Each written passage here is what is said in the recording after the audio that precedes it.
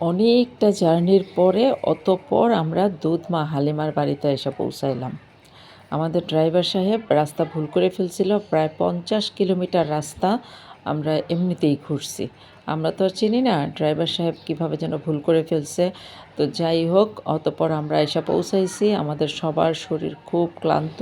এখানকার পাহাড়গুলাতে শুধু পাথর আর পাথর, এখানে কিন্তু কোনো মাটি নাই, শুধুই পাথর। এই যে পাথর দিয়ে একটু একটু উঁচা করে কিছুটা জায়গায় যে চিহ্নিত করে রাখছে না, কিছু কিছু জায়গা, একটা দুইটা না, এখানে অনেকগুলো জায়গায় আছে চিহ্নিত করে রাখছে। এই জায়গাগুলোই কিন্তু মূলত আমাদের নবীজির দুধমা হালিমা রাদিয়াল্লাহু তাআলা আনহুয়ের বাড়িঘর। এখানেই তার বাড়িঘর ছিল। এই যে নামাজিগুলো বিছাইয়া রাখছে, এখানে এই যে মানুষ নামাজ পড়তেছে। এখানে কিন্তু নামাজ পড়া সম্পূর্ণ বিদআত, নামাজ পড়ার কোনো নাই। কিন্তু তারপরও মানুষ বুঝে না। মানুষ কেন জানি নামাজ পড়ে, মনে করে কি এখানে আমাদের নবীজি ছিল, এখানে খেলাধুলা করছে, এখানে তার শৈশবকাল কাটছে, বড় হইছে, এখানে আমাদের নামাজ পড়লে হয়তো একটু সওয়াব হবে। আসলে কিন্তু এটা একদমই ভুল। এখানে নামাজ পড়লে সওয়াব হবে না, বরং এখানে নামাজ পড়াটা বিদআত করা। তো এজন্য এই জায়গাগুলো কিন্তু সেভাবে সংরক্ষণ করা হয় নাই, শুধুমাত্র এই কারণে। আমাদের মুয়াল্লেম সাহেব আমাদেরকে বলল যে শুধু এই কারণেই এই জায়গাগুলো এভাবেই পড়ে আসছে। এই জায়গাগুলোকে সেইভাবে সংরক্ষণ করে নাই, শুধু মানুষের নানান ভুলের কারণে মানুষ অনেক রকমের পাপ করে ফেলে, বিদআত করে ফেলে, এই জন্যই এগুলো করে নাই। তো যাই হোক, আমাদের সামনেও একটা এরকম ঘটনা ঘটছে।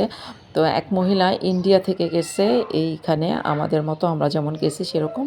দেখি যে উনি এক মুঠো বালু এভাবে নিল হাতে। পরে আমাদের মুয়াল্লেম আবার জিজ্ঞেস করলো, আপনি কি করবেন এই বালু দিয়া? তখন উনি বলল, আমার ছেলেটা অনেক অসুস্থ, ওরে এই বালুগুলা পানিতে গোলাইয়া খাওয়াই দিব, ও সুস্থ হয়ে যাব। তখনই মুয়াল্লেম বলল, দেখছেন, এই যে এই কারণেই এই জায়গাগুলো এইভাবে সংরক্ষণ করে না। এই যে মানুষদের এই সব কারণে এরকম করলে এখান থেকে এই যে এক মুঠো বালু নিতে নিতে, মাটি না, কি যেন পাথর নিতে নিতে এই জায়গাটা একবারে নিশ্চিহ্ন করে ফেলবে। এই জন্য সরকার এই জায়গাগুলোকে, কিছু কিছু জায়গা আছে এই জায়গাগুলোকে বিশেষভাবে সংরক্ষণ করে নাই। তখন আমাদের মুয়াল্লেম ওই মহিলাকে একটু রাগের সুরেই বলল যে, এটা ফালান, এটা করলে আপনার ছেলে সুস্থ হয়ে যাব, এটা করলে আপনার ছেলে সুস্থ হইব না। আপনার ছেলের চিকিৎসা করেন, ছেলের জন্য দোয়া করেন, নামাজ পড়েন, তবেই আপনার ছেলে সুস্থ হইব। তারপর মহিলা হাত থেকে বালুগুলা ফালাই দিচ্ছে। আমাদের রাসূল সাল্লাল্লাহু আলাইহি ওয়াসাল্লামের দুধমা হালিমা রাদিয়াল্লাহু তাআলা আনহু আর্থিকভাবে কিন্তু খুবই গরিব ছিলেন।